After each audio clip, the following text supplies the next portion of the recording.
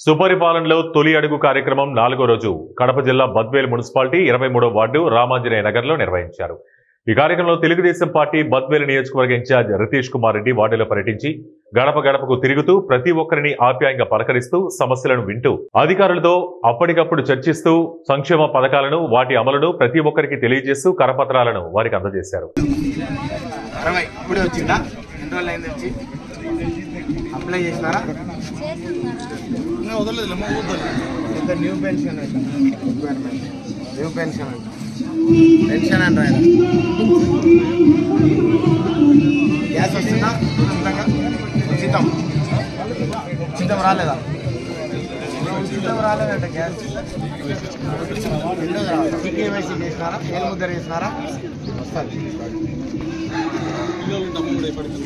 తల్లికి పడలేదా? ఎంత వయసు?